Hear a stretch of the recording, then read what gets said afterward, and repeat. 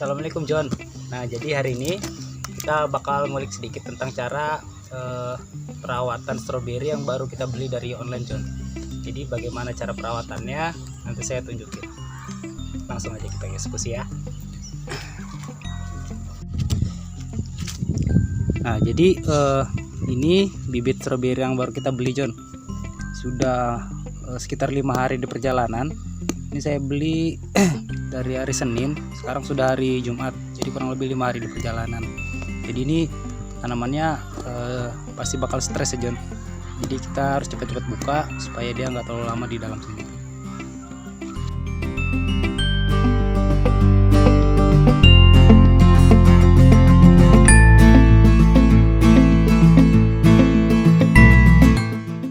Nah, ini kondisinya seperti ini, John.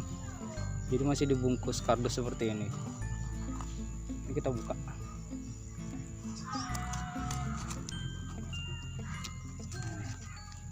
Masih seger, John, masih bagus. Jadi ini kita review sedikit. Jadi yang saya beli ini jenis stroberi varietas Sachinoka ya, John.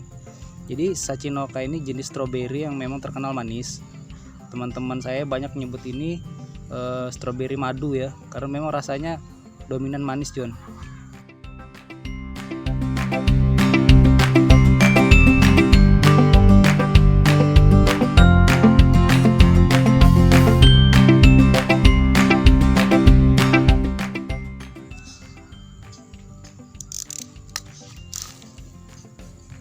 Ini kita buka dulu, John, plastiknya, John, supaya akarnya memang bisa bernapas ya. Ini kan ditutup nih. Perjalanan sekitar 5 hari ya, lumayan ya. Nah, ini dia, John. Kita lihat keadaannya. Kalau masih dalam keadaan seperti ini, John, ini kan kelihatan nih bibitnya masih basah, daunnya ya, tanahnya ya atau medianya masih basah. Jadi sebenarnya ini nggak usah dilakukan perendaman. Ini udah cukup basah, jadi nggak usah dilakukan perendaman, John. Jadi cukup kita angin-anginkan aja dulu supaya dia bisa adaptasi. Medianya masih basah, John. Cakep nih.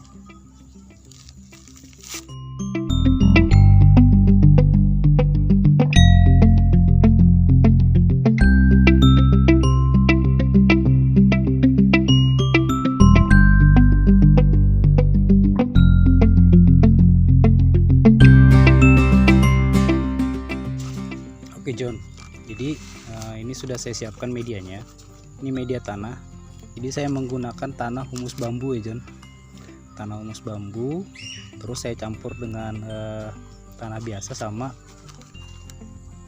pupuk kandang ya. Ini yang saya pakai pupuk kandang kambing ya, John, yang sudah difermentasi, jadi sudah masak, sama tanah humusnya. Jadi tanah sama tanah humus bambu terus pupuk kandang kambingnya perbandingannya 1:1:1. Jadi sudah saya siapkan seperti ini. Ini sudah siap, jadi nanti tinggal ditanam ke media sini. Jadi langsung kita tanam aja.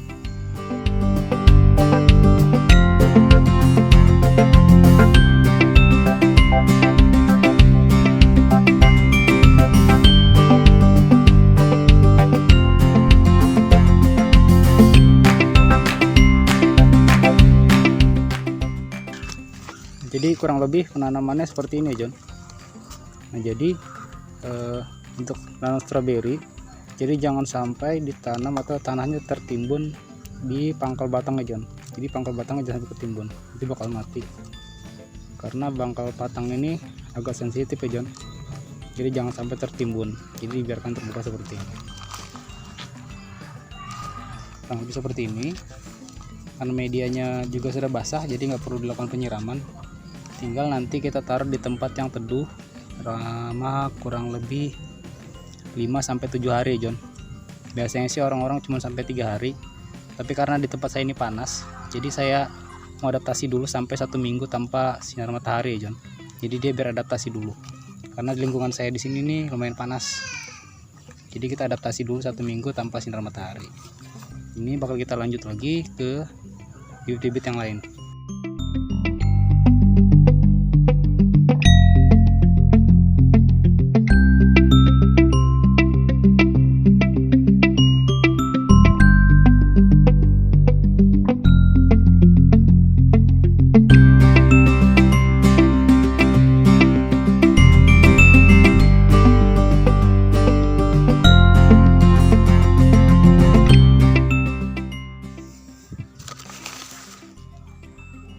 Nah John, jadi sebenarnya kalau untuk penanaman stroberi yang memang untuk dibudidayakan, jadi cara menanamnya itu sebenarnya kalau memang masih teman-teman masih beli yang ada bekas potongan sulurnya, nah itu sebenarnya harus menghadap ke dalam John.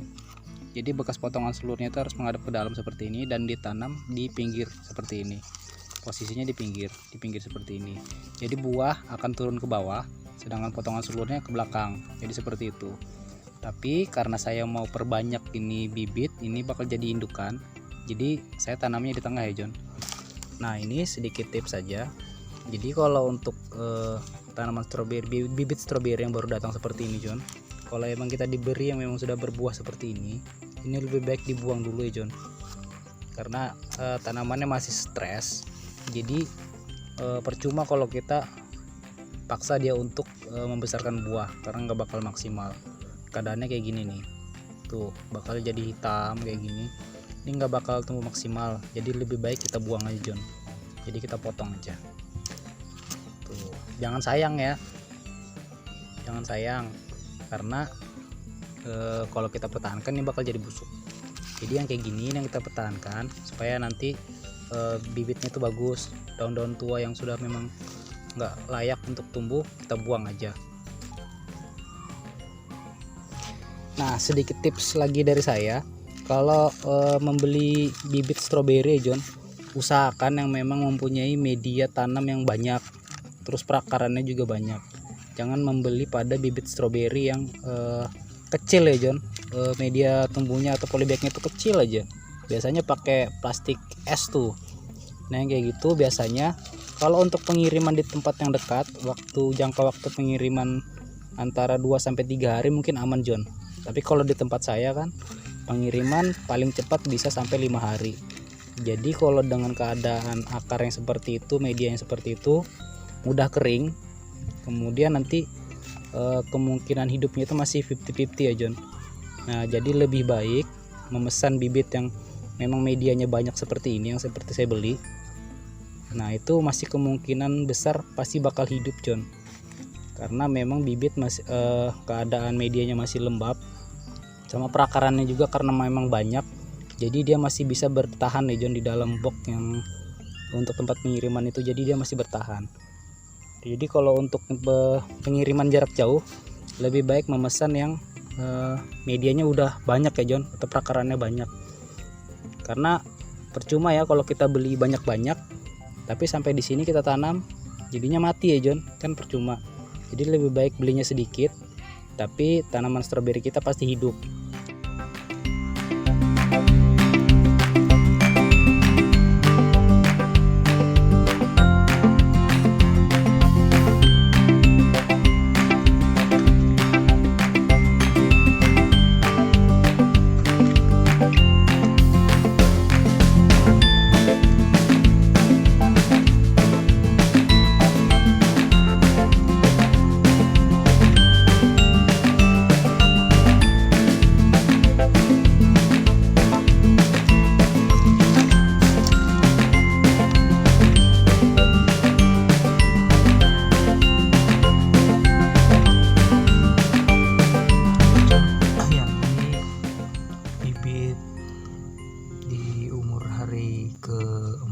Setelah kita tanam keadaan seperti ini John, udah mulai segar.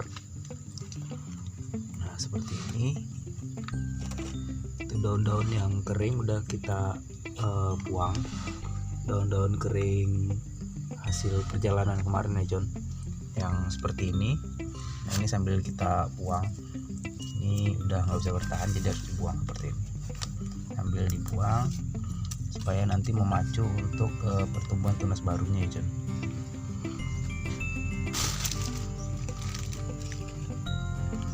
ini di hari keempat sambil kita treatment cahaya matahari pagi ya John. Ini bakal kita jemur dulu sekitar 30 menit baru kita naungkan lagi. Nah, ini sudah di hari yang kelima John. Jadi bisa kelihatan untuk yang jenis Saga Onoka udah berdiri semua, daunnya udah segar kayak gini tuh. Jadi daunnya udah enggak ada yang rebah. Sini juga ada Saga, di situ ada Sachionoka. Nah, Sachionokanya juga udah pada berdiri tuh, daun-daunnya udah tegap, udah segar ya John. Jadi yang kayak gini bisa dikatakan sudah berhasil. Jadi tinggal menunggu pertumbuhan dari tunas barunya. Nah, yang seperti ini bisa dikatakan berhasil ya John, sudah tumbuh. Jadi tinggal dirawat sampai dengan menumbuhkan tunas-tunas baru sampai nanti bersulur ya John. Jadi sudah bisa kita budidaya untuk menjadi indukan lagi. Jadi sulurnya bisa kita manfaatkan nanti John. Nah, yang seperti ini sudah bisa kita kasih panas sih sebenarnya, tapi masih di hari kelima, jadi masih kita treatment pakai cahaya matahari pagi dulu. Nanti di hari ke-6 atau ke-7 baru kita keluarkan untuk bisa dapat sinar matahari full aja.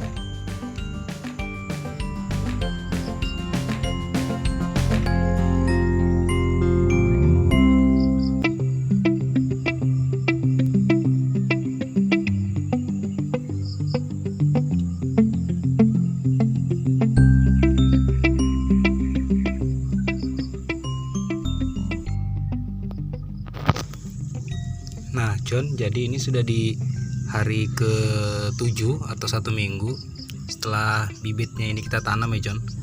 Ini sudah di umur 1 minggu, bisa kelihatan ini sudah mulai nggak stres lagi ya John. Pertumbuhannya sudah mulai bagus. Ini kelihatan tunas-tunas barunya sudah mulai muncul, bahkan sudah ada yang mulai mengeluarkan bunga seperti ini John. Nah jadi seperti ini penampakannya setelah umur 1 minggu.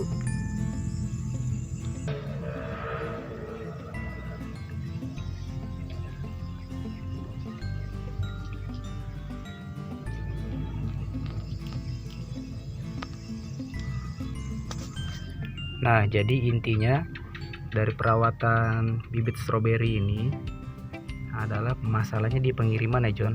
Jadi usahakan membeli bibit jika pengirimannya jauh yang memakan waktu lama sekitar 6-7 hari seperti di tempat saya, usahakan meminta bibit yang sudah semi indukan ya John. Memang sudah kuat prakarannya sudah banyak, sama media tanamnya memang yang harus yang banyak ya John.